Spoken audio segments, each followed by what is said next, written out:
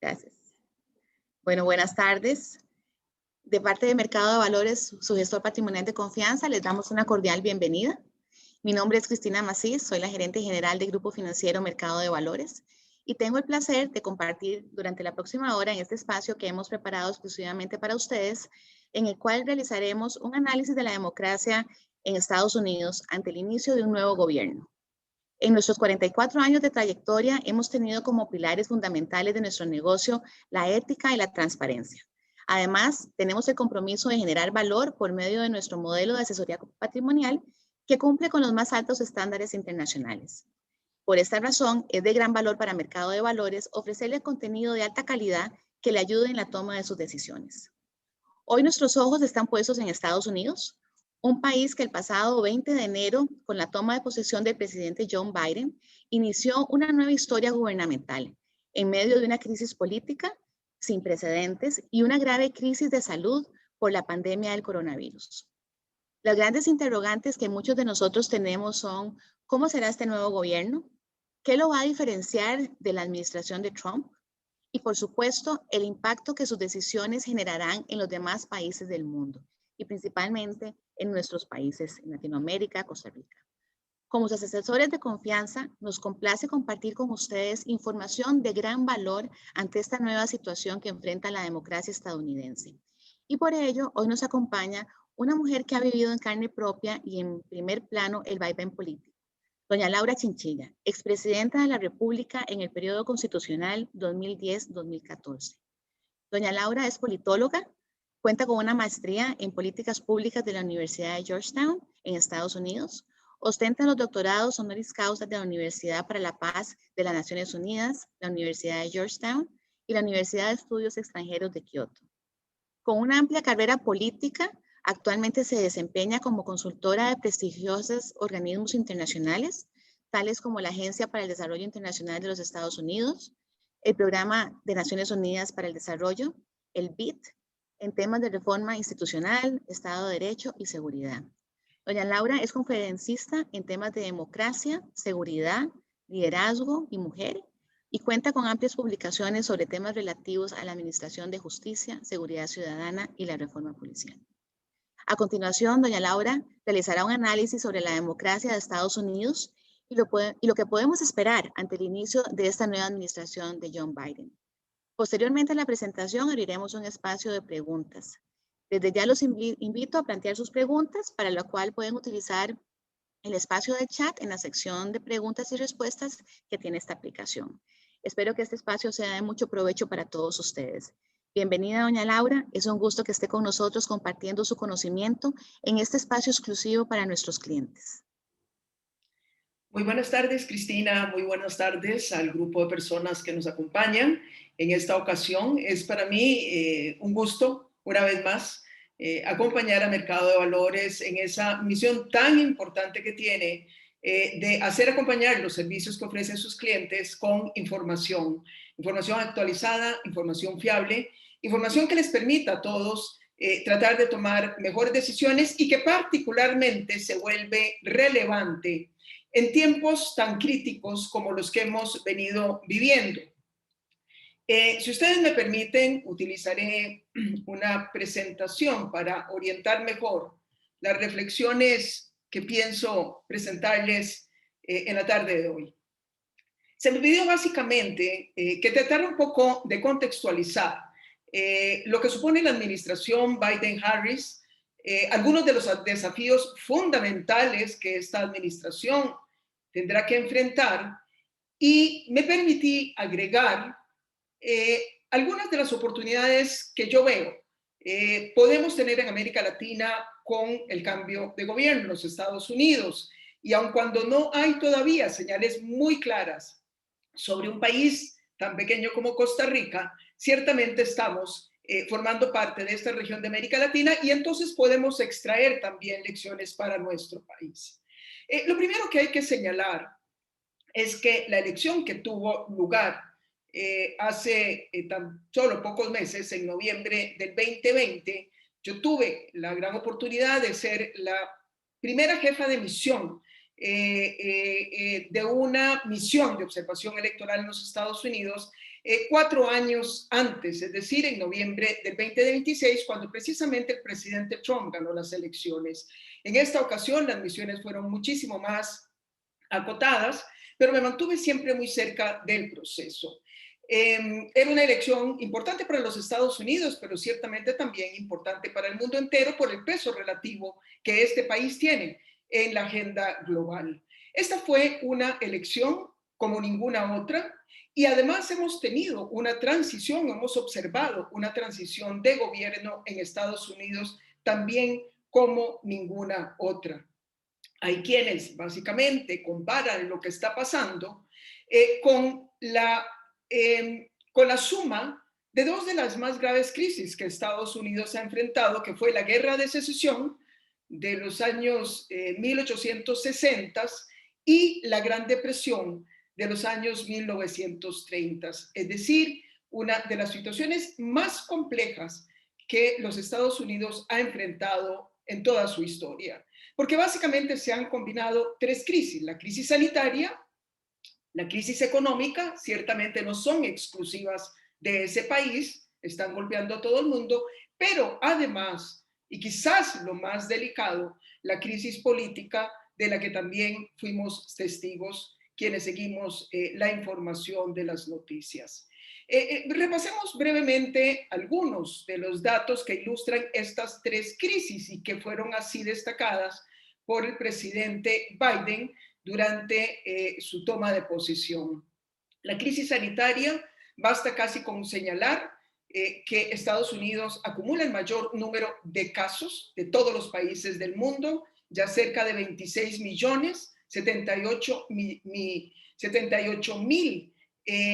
muertos por millón de habitantes, 78 mil contagios por millón de habitantes, el mayor número también de muertes, 435 mil más o menos ya a esta semana, lo que supone 1.300 muertos por cada millón de habitantes. Es decir, Estados Unidos, con tan solo el 5% de la población global, tiene o contabiliza más del 25% de los casos de COVID a nivel global.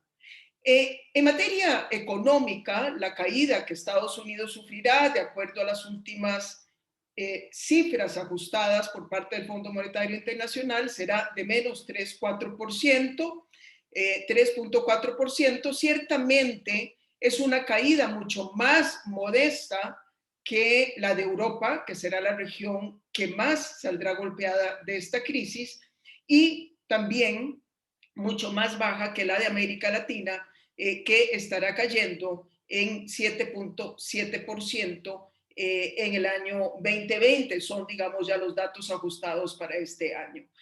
Pero además de las situaciones sanitarias tan grave que tiene este país, ha tenido o ha sufrido, experimentado esta caída también económica. Y como les decía, quizás el aspecto más preocupante, que es lo relativo a la crisis política, caracterizada por una gran polarización ideológica y política, disturbios raciales en una magnitud que hace años no se veían, una insurrección, algo impensable en ese país, y una crisis institucional que seguirá reverberando por mucho tiempo más.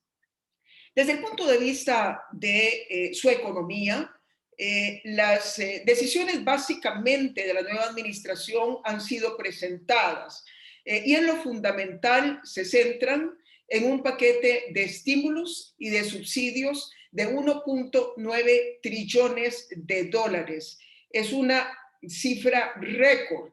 Les recuerdo que el paquete de estímulo que el presidente Obama entró recetando para responder a la entonces crisis financiera, la crisis de los mercados financieros, fue un paquete de 780 mil millones de dólares, 780 billones de dólares. Aquí estamos hablando de 1,9 trillones de dólares. Es decir, con esta suma, uno sí esperaría que las proyecciones que ha hecho el Fondo Monetario Internacional para la economía de los Estados Unidos, que es que este año crezca a 5.1, sí puedan ocurrir. Es decir, ellos seguirán con una política fiscal expansiva y también con una política monetaria alineada con la meta del crecimiento económico. En lo que respecta al tema del combate a la pandemia, que es de verdad ha sido un manejo sumamente vergonzoso en el contexto global, algo que no está a la altura de los recursos científicos de este país. El pilar fundamental al que está apostando el presidente Biden es una campaña intensa de vacunación, inicialmente planteada como 1 millón de vacunas diarias y el día de ayer ajustada esa meta a un incremento de 1.5 millones de vacunas diarias, con el objetivo de que al inicio del otoño, por ahí del mes de septiembre, se pueda anunciar que Estados Unidos llega a cubrir el 100% de su población. Pero de alguna manera, la crisis económica tiene sus respuestas a través de los instrumentos fiscales y de política de la Reserva Federal. Al final también la respuesta a la situación de la pandemia tiene también sus salidas a través de la vacunación y el conjunto de medidas adicionales que se han venido tomando, de cierre de fronteras, de utilización de mascarillas. En lo que sí pareciera el escenario se tiende a complicar en ese país es en lo que respecta a su situación política. Y veamos algunos de los aspectos fundamentales que están caracterizando esta crisis política, que es a donde quiero dedicar un poco más de tiempo. Yo diría que hay 3 elementos fundamentales que gravitan para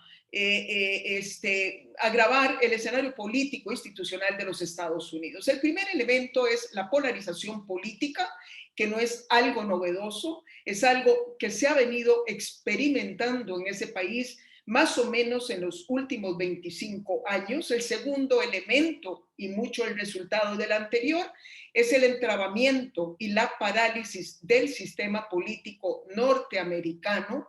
Les recuerdo que, por ejemplo, han sido hasta incapaces en varios periodos consecutivos de ponerse de acuerdo en algo tan básico como es la aprobación de los presupuestos nacionales, lo que hace que muchos inicios de año los ciudadanos de ahí pues tengan que vivir el cierre hasta de oficinas federales porque no tienen recursos para funcionar. Y el tercer elemento es la crisis del sistema electoral, que es lo más, de alguna manera, novedoso por la forma en que esta crisis se expresó en estas últimas elecciones.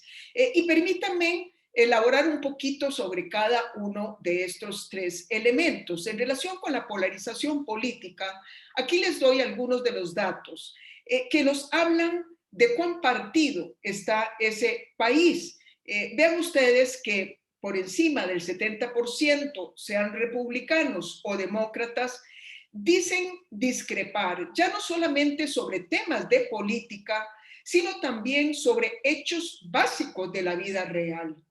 Es decir, aquí hay un escenario sumamente grave cuando ya los ciudadanos de un país dudan de si, por ejemplo, los datos del PIB son los correctos, si los datos de contagio son los correctos, si los datos de la pobreza son los correctos. En el momento en que un país cuestione los datos básicos sobre los cuales se toman las decisiones, imagínense ustedes, entonces, cuán difícil será ponerlos de acuerdo, conseguir los acuerdos y los consensos en torno a las decisiones que se sustentan en esos hechos básicos.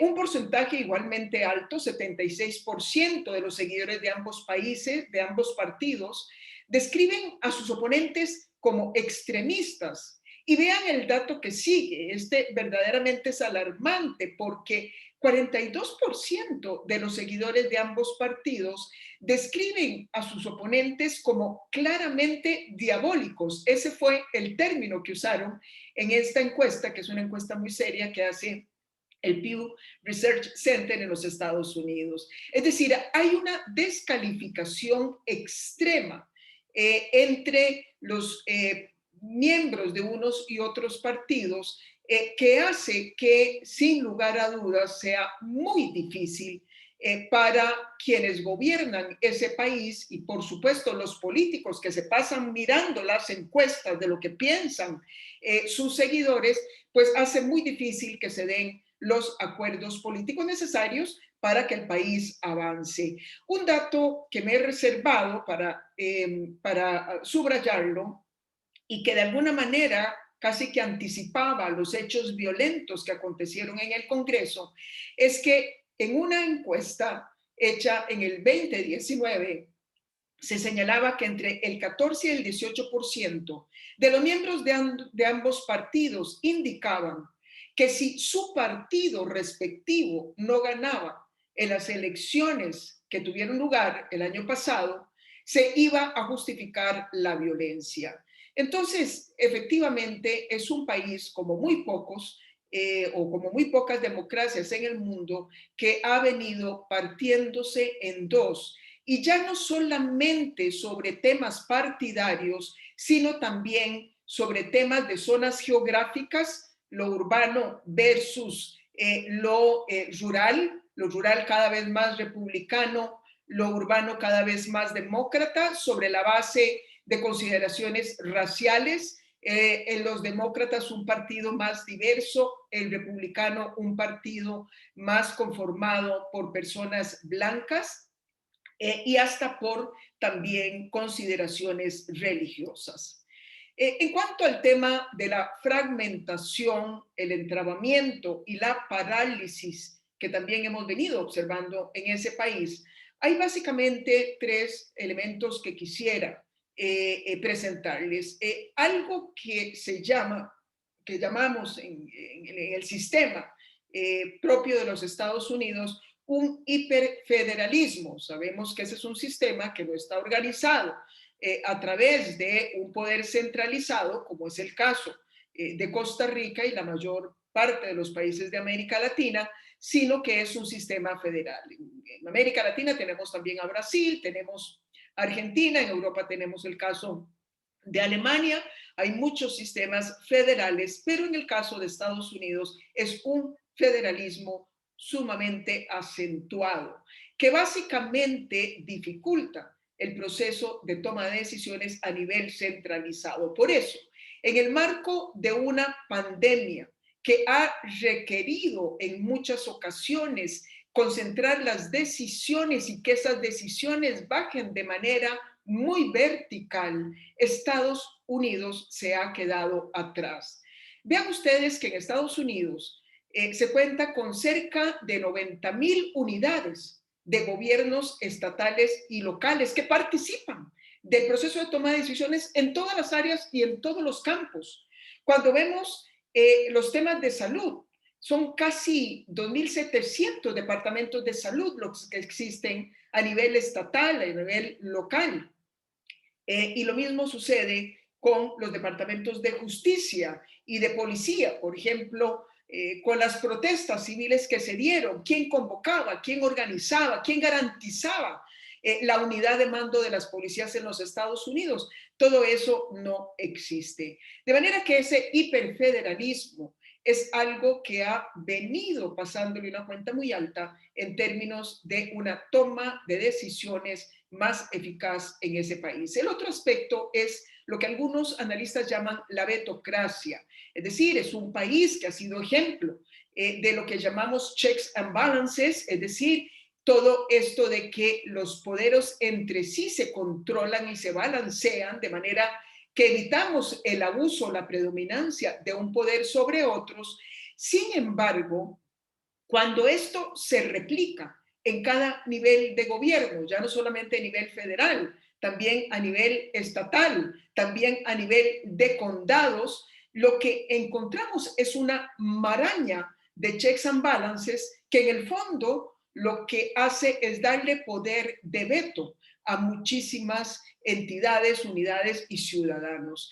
Estados Unidos, y esto es muy triste decirlo, tiene años de no tomar decisiones importantes, trascendentales para ese país, en donde participen los dos partidos y que verdaderamente hayan logrado avanzar. La reforma migratoria, que es una de las que vuelve una vez más el presidente Biden a enviar esta semana. Bueno, Estados Unidos no crea una reforma tributaria desde la administración Reagan allá en los años 80. Y finalmente, el partidismo en el Congreso y que ha afectado también la composición de la Corte Suprema de Justicia. Las crecientes dificultades para conseguir el apoyo bipartidista es más que evidente y será uno de los elementos que más sufrirá el presidente Biden, a pesar de que él cuenta con el control de las dos cámaras. Sin embargo, son, digamos, controles, es decir, son diferencias relativamente bajas. En el caso del Senado están empatados, el desempate lo hará la vicepresidenta, pero además el Senado de Estados Unidos cuenta con un mecanismo que se llama el filibusterismo, y para evitar el filibusterismo, que no es más que el entrabamiento de las iniciativas del presidente, se requiere contar con el 60% de los votos. Entonces, vean ustedes que es un tema complejo. Y finalmente, la crisis del sistema electoral que les mencionaba inicialmente, es decir, la polarización, el entrabamiento y la crisis del sistema electoral, que de alguna manera también se viene decantando desde algún tiempo atrás, pero no fue sino hasta ahora que emergió en las dimensiones que pudimos percibir. El sistema electoral, y yo no les voy a agobiar de esto, y de esto, pues, como les digo, pretendo saber bastante, ya que estuve al frente de la misión electoral hace 5 años, 4 años. Básicamente, sí es importante, como premisa en general, ser muy cuidadoso cuando se juzga un sistema electoral. No podemos necesariamente decir que hay mejores sistemas electorales que otros. De acuerdo a mi experiencia, el mejor sistema electoral es aquel que garantiza la confianza de los votantes y de sus ciudadanos. En tanto haya confianza en un sistema electoral, los ciudadanos se someterán a los resultados que ahí se obtengan. Como vimos, esa confianza se perdió en estas elecciones en los Estados Unidos, cuando un porcentaje altísimo de los seguidores del expresidente Trump están convencidos de que hubo fraude electoral. Pese a ello, pese a los problemas que tiene el sistema electoral norteamericano, también es importante recordarles que Estados Unidos ha experimentado 47 transiciones de poder. Casi todas ellas, con excepción de esta y alguna que tuvo lugar en el marco de la Guerra Civil, han sido transiciones pacíficas. En Costa Rica, que hacemos alarde de ser una democracia antigua, apenas tenemos 20 transiciones de gobierno y México tiene apenas 4. De manera que sigue siendo un sistema muy sólido, pero que tiene, a mi modo de ver, 4 importantes faltantes elementos que demandan algunas reformas y que están concentrando mucho del debate en ese mismo país, de hacia dónde avanzar las reformas del sistema electoral norteamericano. El primero de ellos es una hiperdescentralización y una falta de estandarización de todo lo que tiene que ver con el proceso electoral. Esto es producto de lo que les mencionaba anteriormente, es decir, de un sistema sumamente descentralizado propio de la naturaleza del federalismo de los Estados Unidos. Esta hiperdescentralización hace que no exista una autoridad electoral como existe en Costa Rica y que no existan normas estandarizadas, es decir, cada estado y en algunos estados, cada condado tiene el derecho a establecer los requisitos para inscribirse como votante, las características del documento de identificación, cuán temprano se va a abrir el voto anticipado, cuánto más se va a dar tiempo para que se puedan contar los votos que entran por correo. Es decir, es una especie de sumatoria de normas que vuelven al sistema mucho más complejo y difícil de administrar. En segundo término, el colegio electoral. El colegio electoral es uno de los órganos que más viene acumulando revisión. En Estados Unidos, el voto popular no elige presidente y no siempre quien gana el voto popular es presidente, como sucedió hace 4 años cuando ganó la presidencia Donald Trump. Esto hace que en consecuencia cada vez más votantes se sientan enajenados, es decir, si mi voto no cuenta, ¿para qué en consecuencia votar? Porque lo que cuenta es el voto del colegio electoral. Pero además tiene el factor también un tanto perverso de que las campañas al final concentran su acción política y también a lo largo de las tareas de gobierno en aquellos estados que son los estados que van y vienen de un lado a otro, o los llamados swing states. El tercer elemento es la composición del Senado. El Senado también carece de una falta de representatividad. Cada estado tiene el mismo número de electores. Entonces tenemos que un estado de casi 40 millones de habitantes, como es California, tiene el mismo número de senadores de un estado como Wyoming, que tiene tan solo 600,000 habitantes. ¿Esto por qué es importante? Porque de alguna manera estos elementos del colegio electoral, de la composición del Senado, han venido condicionando los procesos de delimitación de los distritos electorales que obedecen a criterios fundamentalmente partidistas. Y entonces ha venido distorsionando muchísimo esa validación del voto popular. Es algo en donde, sin lugar a dudas, los Estados Unidos tienen una tarea pendiente. Cualquier proceso, sin embargo, de reforma electoral en Estados Unidos, en Costa Rica y en cualquier país del mundo, son altamente complejas, controversiales, porque siempre va a haber un actor político que pierde un poquito más y alguno que gana un poquito más, razón por la cual no es claro que veamos esas reformas prosperar de cara a la próxima elección en los Estados Unidos. Para ya ir cerrando los minutos que me quedan con el afán de abrir más bien el espacio para preguntas de ustedes o comentarios, permítanme hablar un poco de qué podemos esperar en América Latina de la administración Biden, partiendo de nuevo de lo que les dije anteriormente, es decir, es un presidente que enfrenta las obligaciones de gobierno en quizás el peor escenario que recuerden los Estados Unidos.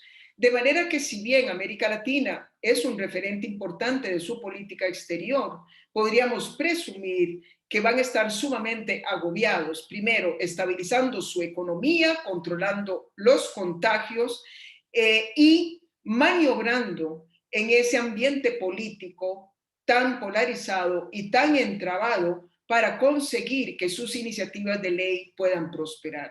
Pero además no es solamente América Latina, es decir, Biden encuentra a un mundo muy revuelto. Es decir, tenemos una serie de tensiones globales que también demandarán la atención de él y de su equipo de política internacional.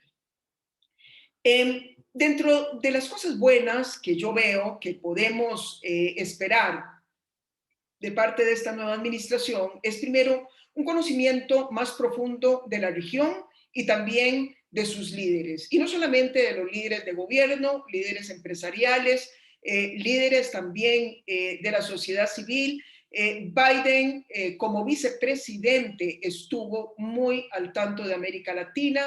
El presidente Obama le recargó gran parte de su agenda en América Latina al vicepresidente Biden. 16 veces visitó la región, varias de ellas fue en Centroamérica, especialmente en el Triángulo Norte, en donde la crisis migratoria ya se expresaba con preocupación. El segundo elemento es que podríamos esperar, y de hecho ya lo estamos viendo con algunas de las medidas que se han adoptado inicialmente, una visión mucho más amplia y mucho más integral de los problemas que sufre la región. Ya no solamente los mantras que caracterizaron a la administración anterior, que fue la migración, Venezuela y la guerra contra China. Prácticamente a eso se subsumió gran parte de la agenda en el cuatrienio anterior. Vemos una agenda mucho más amplia en donde los temas de cambio climático, derechos humanos, democracia, etcétera, se incorporan de nuevo. Y finalmente, podríamos esperar una diplomacia más consistente y más articulada en torno a algunos de estos ejes a los que ya me referí y, en consecuencia, mucho más predecible.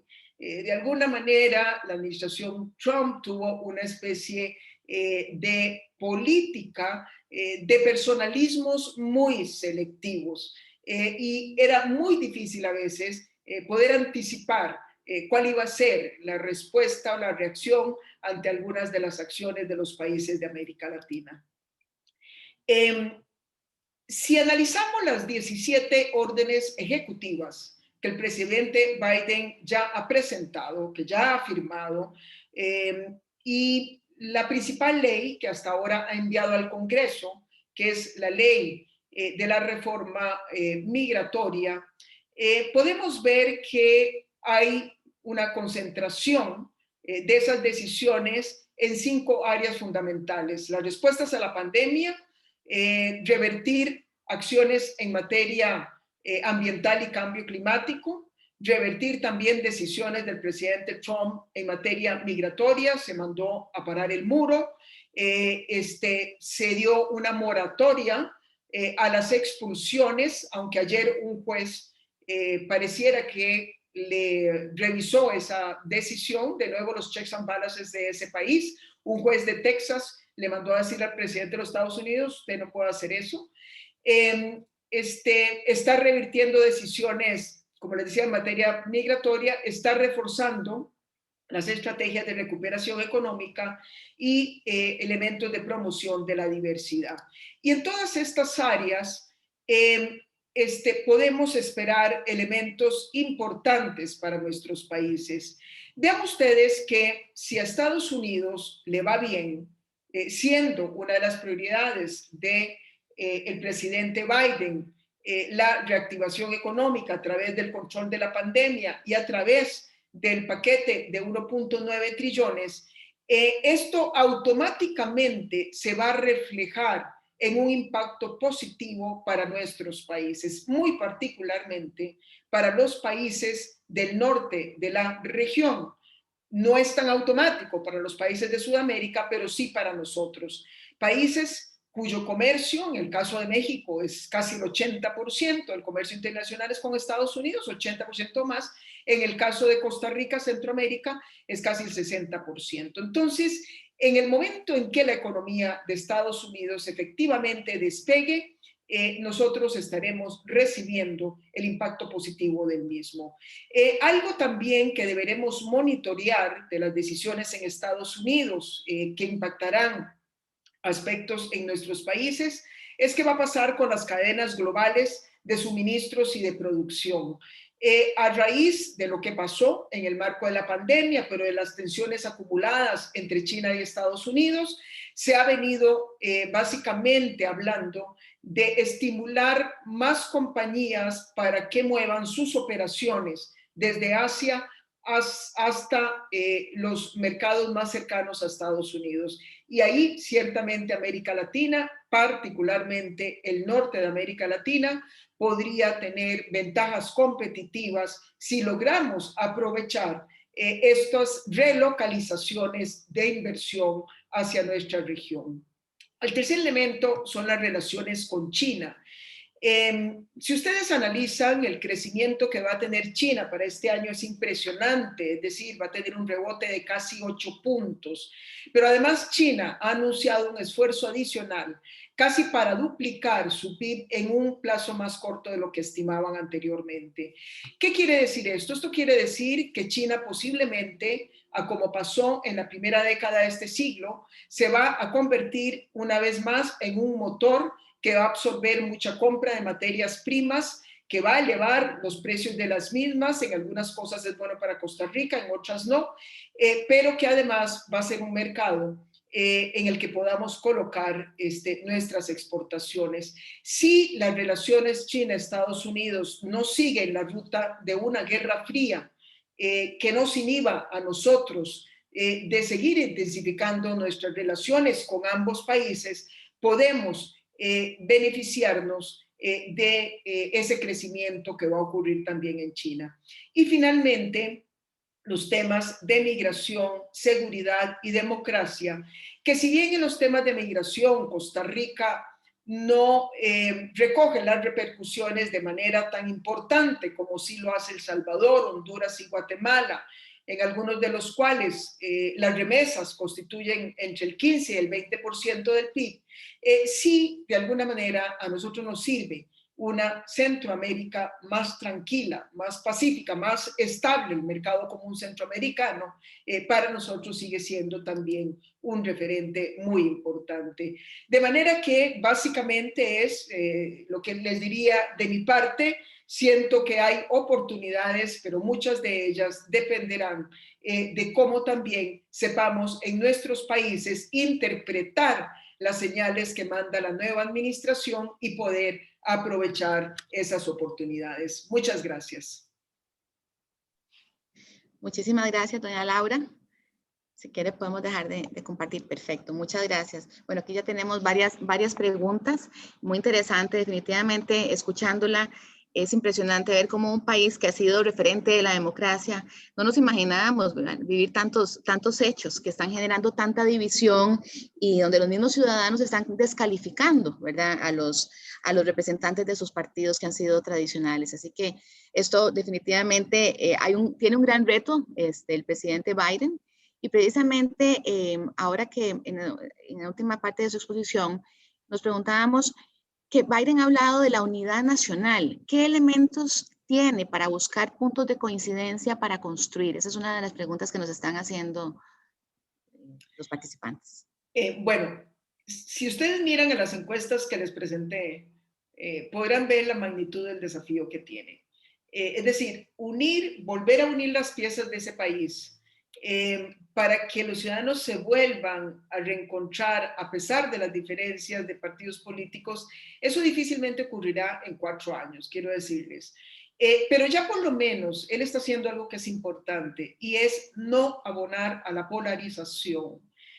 Porque si algo sucedió tristemente en los años anteriores, fue, y es algo que se ha vuelto un poco común en cierto tipo de líderes, es tratar de construir base partidaria a partir de la polarización. Entonces yo creo que por lo menos el tono de gobierno que vamos a esperar de Biden es un tono de normalización, es un tono que va a evitar la crispación.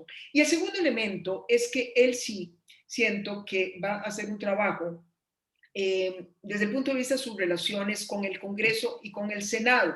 Él viene de ahí, él estuvo muchísimos años, más de 30 años en el Senado.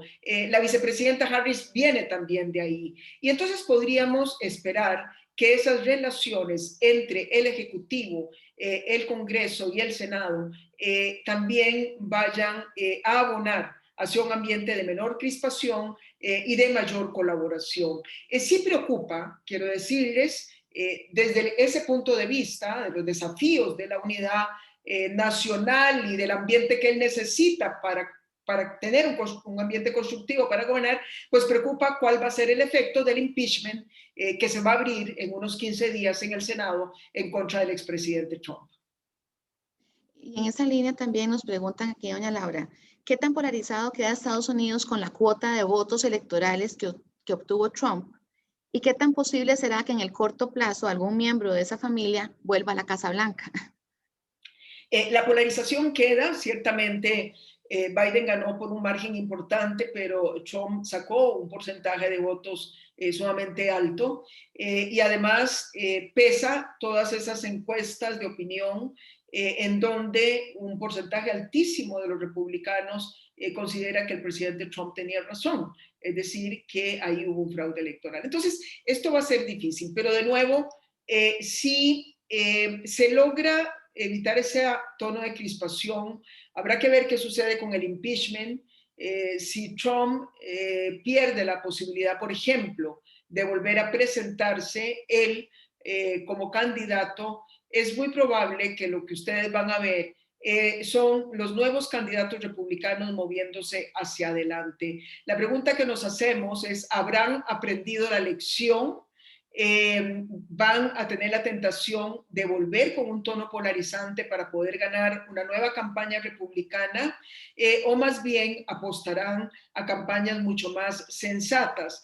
Yo creo que más allá de lo que decida hacer el Partido Republicano con Trump, Trump seguirá siendo una figura que habrá que monitorear, una figura de peso en sectores de la opinión pública, por lo cual tanto él como con un partido que no sea el republicano o algunos de los miembros de la familia, tratará de mantener su presencia en la vida política de los Estados Unidos. Hay muchas preguntas, doña Laura, aquí relacionadas con el gobierno demócrata. ¿Qué significa para América Latina un gobierno demócrata? ¿Habrá cambios significativos? Vamos a ver, hace unos años, la verdad que nosotros no teníamos este tipo de conversaciones. Es decir, la conversación era cuáles son las iniciativas de una nueva administración, pero contaba poco si eran demócratas o republicanos, porque tenemos que recordar que Washington tuvo por muchos años un consenso bipartidista en relación con América Latina, que consistía básicamente en dos pilares muy importantes. Uno que era la democracia, y entonces teníamos gobiernos muy comprometidos con la democracia, con los derechos humanos, con las libertades fundamentales, con la protección de las instituciones, y por otro lado, la promoción del libre comercio y de la inversión. Entonces los republicanos jalaban más a comercio e inversión, los demócratas jalaban más hacia democracia y derechos humanos, pero la mezcla de ambos para nosotros era la ideal. ¿Qué sucedió? Bueno, llegó un presidente que más bien adoptó una política proteccionista en materia de comercio, y entonces todos esos balances se perdieron. Además, hubo también un relativo desprecio por consideraciones de derechos humanos, combate a la corrupción. Entonces yo sí creo que la llegada del presidente Biden está generando esperanza de que se puedan retomar con más consistencia esas políticas que han sido favorables para América Latina. Es decir, poder seguir teniendo importantes niveles de inversión, seguir estimulando el crecimiento del comercio, no solamente con Estados Unidos, sino a nivel global, y poder también tener apoyo en los temas que nos preocupan a todos también por igual, particularmente Costa Rica por tener el sello verde en su desarrollo, como el tema del cambio climático. Tenemos una pregunta, y bueno, y me autorizan a decir su nombre de parte de Carlos Echeverría, que ha estado muchos años viviendo en Estados Unidos, y comenta que él piensa que el principal problema en Estados Unidos es que los protestantes blancos anglosajones, muchos de los cuales les está yendo mal con los cambios a nivel de desarrollo en Estados Unidos, se sienten en minoría y que se les ha hecho difícil asimilar los cambios demográficos del país y el justo surgir de los afroamericanos. Ese problema estructural y de fondo de su criterio que seguirá afectando por años y generando una extrema derecha violenta y enfermiza. Entonces, bueno, ¿cómo desarrollará Biden una estrategia que baje este tono? Totalmente de acuerdo, me parece que es una opinión muy calificada la de Carlos. No podía yo entrar en cuáles son los factores estructurales de esta polarización, pero ese es uno de ellos. Y me parece que Biden manda algunas señales importantes con una iniciativa que anunció el día de ayer, que es América Compra, que es básicamente tratar de generar encadenamientos internos utilizando el poder de compra que tiene el gobierno federal y también algunas de las administraciones locales. Es decir, mucho de esta, digamos, este proceso de que se han venido quedando relegados estos sectores de los que habla Carlos, muchos de los cuales además también están en esos estados, especialmente rurales, tiene que ver con esa globalización que ha sido exitosa, no solamente para Estados Unidos, para varios países, pero que no necesariamente jalaron a todos por igual. Estos encadenamientos que lo que buscan es estimular a la micro, pequeña empresa en Estados Unidos, me parece que de alguna manera mandan un mensaje a esos sectores. Tienen que ver cómo jalan las condiciones de vida de esos sectores de la población y cómo se vuelven a sentir parte, digamos, de esa nación. Hay también varias consultas, hay tanta diferencia entre la administración Trump y Biden, ¿verdad? O por lo menos de la expectativa. Entonces también consultan sobre la postura de Biden con relación a los conflictos de Irán y al tratado nuclear. Bueno, todavía quizás es muy temprano para hablar de algunas de esas cosas. Lo que tenemos en este momento es la comparecencia del secretario de Estado ante el Senado para su confirmación que se dio el día de ayer y tendió a ser muy cuidadoso con varios de los aspectos que les preguntaron. Si no de otra manera, yo creo que no habría sido confirmado.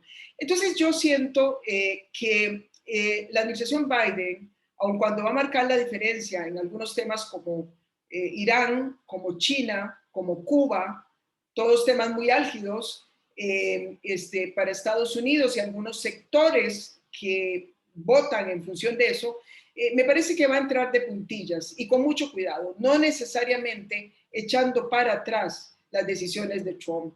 En torno a Irán, sin embargo, creo que va a primar más el pragmatismo, es decir, tratar de ver cómo se retoman algunas negociaciones con Irak que lo que garanticen fundamentalmente sea la contención de su poder nuclear sin necesariamente enajenar a los estados árabes que consiguieron también negociaciones importantes con Israel gracias a las gestiones de Trump y también sin enajenar a Israel, que siempre ha sido un aliado fundamental para los Estados Unidos.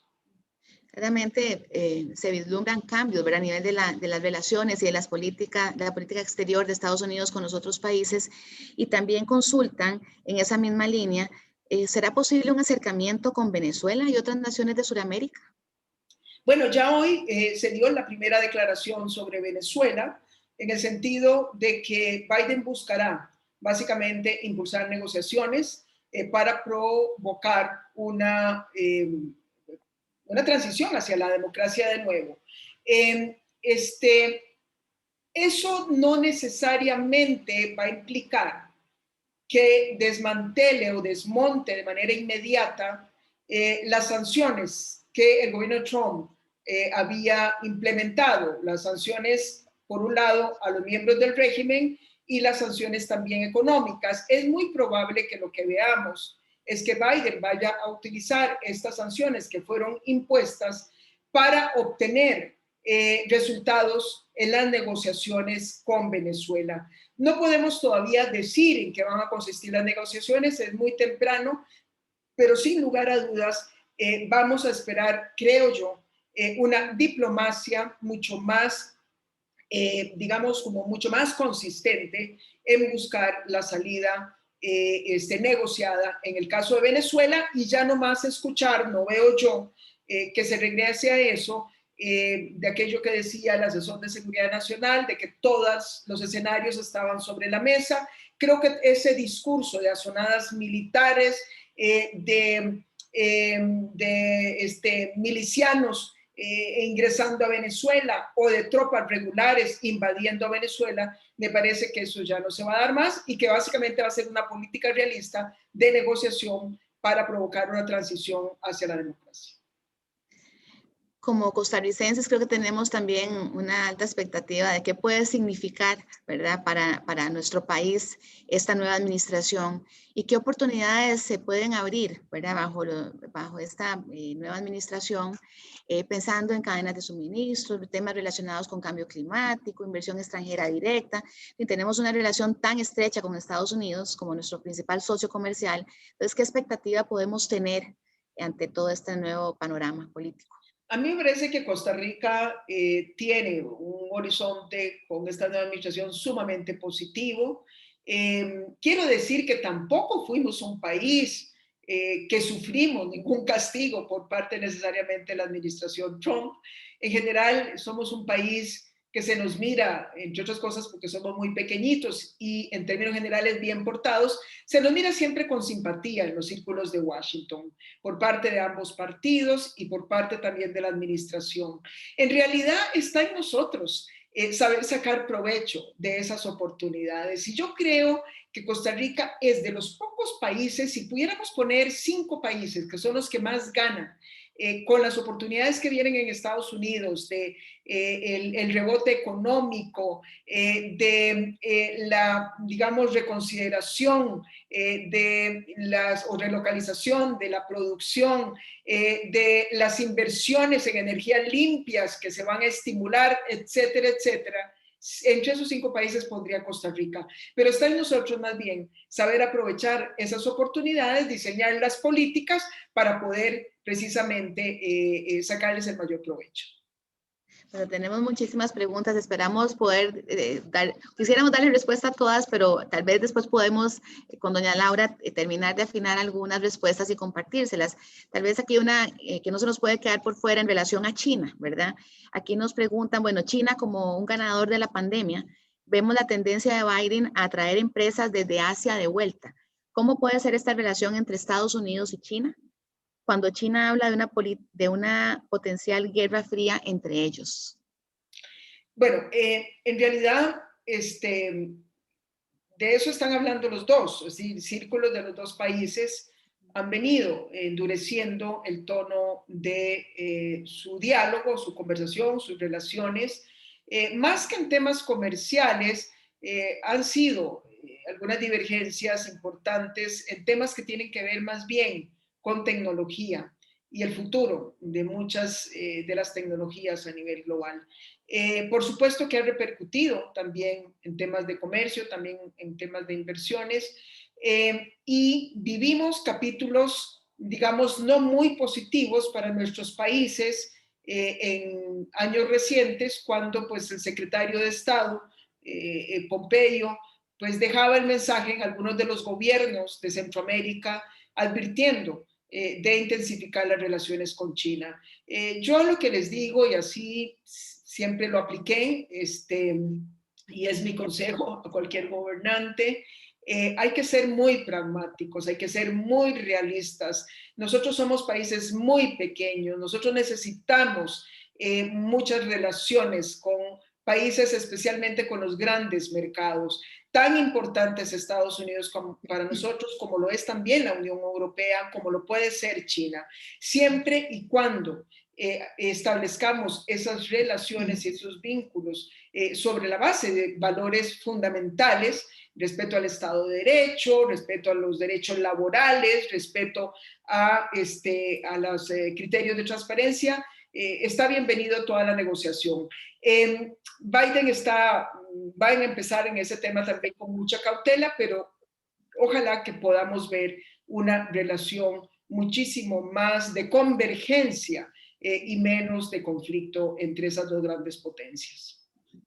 Bueno, creo que nos queda tiempo para la última, doña Laura. Nos preguntan, bueno, usted nos habla de la desconfianza de las personas en las instituciones y eso es peligroso para la democracia. ¿Cómo se puede reversar este concepto? Todos tenemos que poner un poquito de nuestro lado. Quiero decirles que este no es un fenómeno tampoco exclusivo de Estados Unidos. Si la persona que lo preguntó está pensando en Costa Rica, donde padecemos también del tema, no es exclusivo de Costa Rica, ha venido creciendo la desconfianza de los ciudadanos en sus instituciones políticas. Y esto tiene que ver no solamente, hay que poner las barbas en remojo, con desempeños que a veces no necesariamente han sido percibidos por los ciudadanos como los mejores de parte de sus gobiernos, sino también tiene que ver con los procesos de las redes sociales y cómo muchas veces las redes sociales exacerban aún más esta desconfianza, montados sobre mecanismos de desinformación. No siempre todo lo que se dice es cierto o muchas veces se infla mucho más algunas de los temas de lo que deberían ser. Entonces, esta mezcla del crecimiento, digamos, de la desconfianza, tiene que ver con temas de desempeño, de crisis económicas que no se han podido responder oportunamente, pero también tiene que ver con el tema de las redes sociales y todas las nuevas tecnologías de la información y la comunicación. Es un tema ciertamente complejo, daría para toda una conferencia, pero por lo menos esos dos factores están en juego. Bueno, muchísimas gracias, doña Laura. Realmente ha sido un privilegio tenerla y contar con este análisis de lo que podemos esperar del nuevo gobierno de los Estados Unidos. Sin duda, hay muchas variables que hay que seguir, ¿verdad? Y estar muy atentos y tenemos una gran expectativa. Vamos a, como dice usted, todavía es muy temprano para tener respuestas sobre muchas cosas, pero vamos a darle seguimiento y le agradecemos de nuevo tan amplia explicación siempre que nos da.